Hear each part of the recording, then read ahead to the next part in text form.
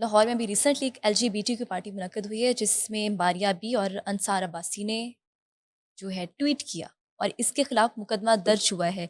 Sir ये कहानी क्या है, हमें ज़रा बताएं, ये पार्टी कैसे थी और मुकदमा कैसे दर्ज हुआ? अच्छा, ये मुकदमा है 1541/25 थाना नसीराबाद है। 292 ए, 292, 294 ते पे। अच्छा, बज़ाहिर तो ये पंजाब साउंड सिस्टम एक्ट के तहत दर्ज किया गया। अच्छा मामला ये नहीं है, मामला ये है कि वहाँ पे फाशी हो रही थी, उरयानी हो रही थी और इसको जो है ना कोई एलजीबीटीक्यू नामी कोई बला है, ये कहा जाता है। और अंसार अब्बासी ने जो है वो ट्वीट किया है। उन्होंने कहा है कि दरख्वास्त है लाहौर में वाक़या एलजीबीटीक्यू वाले मरकज़ी किरदार को पकड़ा जाए हम्म, और इसको ख्वाजा सराओं से ठीक है। मुतल्लक केस ना बनाया जाए। उन्होंने कहा ये ख्वाजा सराओं का केस नहीं है हम्म, और इसमें कौन इस्तेमाल हुआ है, इससे ज़्यादा अहम है कौन इसके पीछे है। इत्तलात के मुताबिक हुकूमती रिपोर्ट में एलजीबीटीक्यू से जुड़े एक अहम किरदार का नाम जो है वो शामिल किया गया है उस एफआईआर में।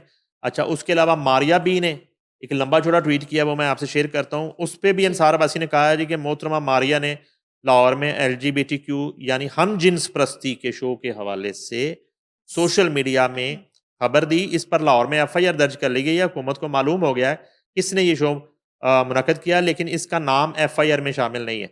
अच्छा, ये जो है जी हम जिन्स परस्ती का शो था। हम्म, गेज़ जो होते हैं, ये गेज़ का शो था और अंसार अब्बासी की एक और भी आपने मुझे याद करवाना है। हमने जो है ना वो तमगा लेने से उन्होंने इनकार कर दिया है।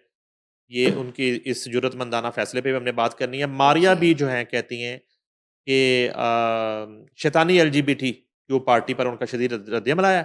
पाकिस्तान की मारूफ फ़ैशन डिज़ाइनर मारिया बी ने लाहौर में मुनक्कदा एक निजी एलजीबीटीक्यू थीम्ड पार्टी पर कड़ी तनकीद। ये निजी ही होगी, सरकारी तो नहीं हो सकती पार्टी। एग्जैक्टली। ये सरकारी पार्टी है, हम्म, तो सरकार कैसे इस तरह की पार्टी को, तो वो बहरहाल उन्होंने निजी का वर्ड यूज़ किया है, जिसे उन्होंने शैतानी और गैर अखलाकी करार दिया है। मारिया बी का कहना है कि इस तकरीब में ऐसे गैर अखलाकी और शैतानी हरकत की गई जिन्हें देखकर बच्चे और नौजवान शदीद मुतासर हुए। उन्होंने दावा किया कि इस तकरीब की तस्वीर और वीडियो खुद वहाँ मौजूद अफराद ने इन्हें भेजी थी। इनके मुताबिक ये तकरीब एक ख़तरनाक कोशिश थी जिसके ज़रिए मुज़र असरात को तफरी के नाम पर छुपाया गया और कम उम्र अफराद को भी गैर मुनासब माहौल में रखा गया। मारिया बी ने इल्ज़ाम लगाया है कि ये सब पाकिस्तानी सकाफती और मजहबी इक़्तिदार के ख़िलाफ़ नज़रियात को आम करने की कोशिश है।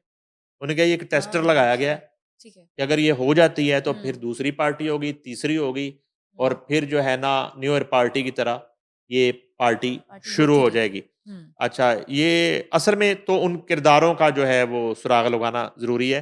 अच्छा, एफआईआर में 2-3 नाम हैं इसमें, मैं जी वो जी आपसे अभी शेयर जी करता हूँ। जी। उन्होंने कहा कि मैं एलजीबीटीक्यू एलजी जॉयलन उन्होंने फ़िल्मसाज़ सरमद खुसट को भी तनकीद का निशाना बनाया। उन्होंने कहा कि इनकी फ़िल्म बीटीक्यू थीम्स दिखाए गए। मारिया के मुताबिक लाहौर में इस फ़िल्म की निजी स्क्रीनिंग भी हो रही है, जिस पर सवाल उठता है कि ऐसी सरगर्मियों की इजाज़त कैसे दी जा रही है? ये मूवी तो बैन हो गई थी। अच्छा, बैन हो गई थी फिर, लेकिन मारिया बी ने देख ली है फिर। और मारिया बी ने अपने बयान में ये भी कहा है कि बैरूनी ताकतें इस एजेंडे को आगे बढ़ा रही हैं। उन्होंने एक इसराइली ओहदेदार की वो वीडियो भी शेयर की जिसमें पाकिस्तान पर एलजीबीटीक्यू पाबंदियां नरम करने का मुतालबा किया गया। अच्छा। उन्होंने कहा जी हाथ थोड़ा रखो, ਤੁਹਾਡਾ ਕੀ ਲੈਂਦੇ ਨੇ ਕਰਨ ਦਿਓ ਉਹਨਾਂ ਨੂੰ। तो ये इसराइली कोई ओहदेदार है, ये मारिया बी का कहना है। उन्होंने कहा, उनका कहना था कि वो इस एजेंडे को बेनकाब करने का सिलसिला जारी रखेंगी, चाहे इन्हें देसी लिबरल्स की मुखालफत का सामना ही क्यों ना करना पड़े। मारिया बी के इस बयान ने सोशल मीडिया पर गर्मा गर्म बहस छेड़ दी है। इनके हामी सार्फिन ने कहा है कि ऐसी सरगर्मियों को रोकना ज़रूरी है वरना माशरती ढांचा तबाह हो जाएगा। ये इंतहाई ख़तरनाक है कि सब कुछ खुलम खुला हो रहा है और कोई कार्रवाई नहीं हो रही है। एक सारफ ने लिखा कार्रवाई नहीं की जा रही। हम जानते हैं कि मारिया भी कभी गलत का साथ नहीं देंगी, चाहे कितने ही जो है इनको पैसे मिले। कुछ सार्फिन ने दावा किया कि यह सिलसिला बरसों से जारी है, मगर अब खुलेआम प्रोपेगेंडा किया जा रहा है। मारिया बी के इंकशाफ के बाद सवाल ये उठ रहा है कि ऐसी निजी तकरीबात को रोकने और रेगुलेट करने के लिए हुकूमती सतह पर क्या इक़दाम किए जा रहे हैं और माशरा अपनी सकाफ़ती सरहदों को किस हद तक बदलने पर तैयार है। अच्छा, मसला ये है कि बात ठीक है। वहीं पे आ गई, नसीराबाद के इलाके में हुआ है, तो ठीक है। पुलिस क्या कर रही थी? ये सवाल।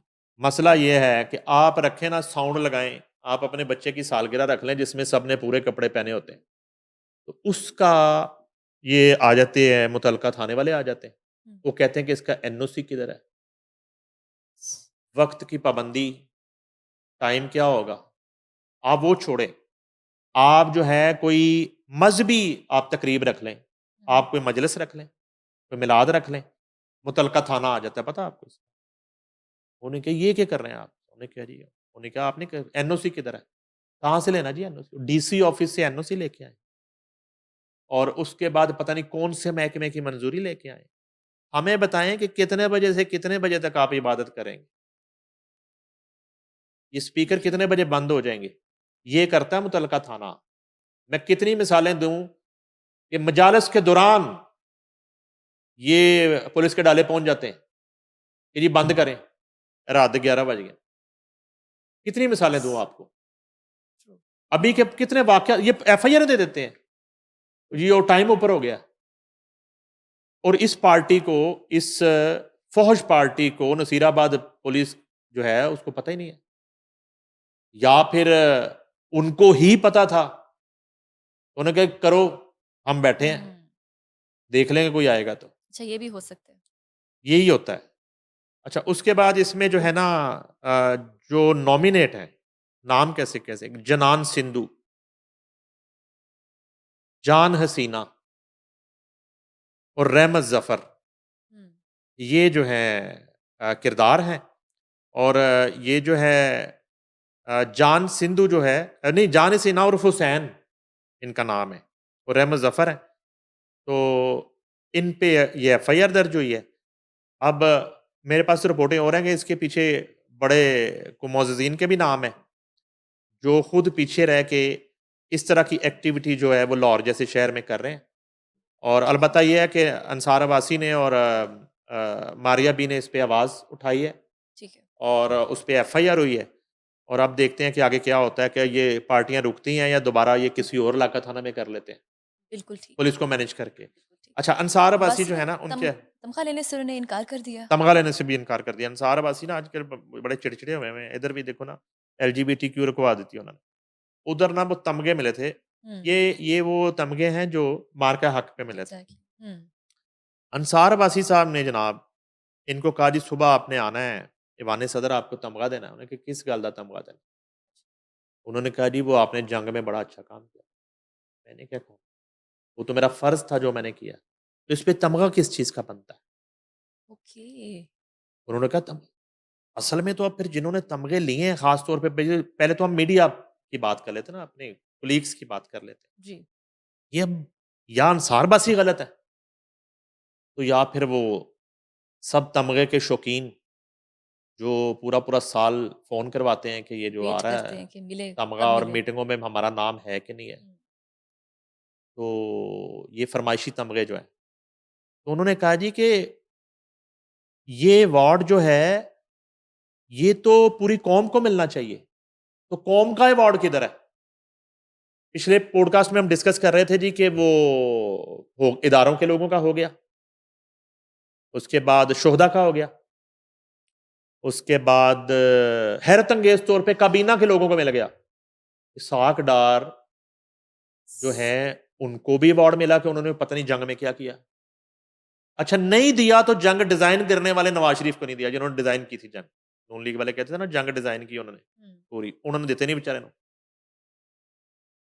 पूछा ही नहीं किसी ने। इसहाक जी। डार को दे दिया। इसहाक डार, मैं याद करवाऊँ आपको कि इसहाक डार बिल्कुल मफ़रूर थे। जेल जेल की दहलीज़ से वो आके वफ़ाकी वज़ीर बन गए। जेल की, वैसे तो पूरी हुकूमत ही जेलों की दहलीज़ से, कुछ जेलों के अंदर से, कुछ जेलों की दहलीज़ से हुकूमत में आ गई, पूरी हुकूमत। मुआवज़े भी तो होते हैं।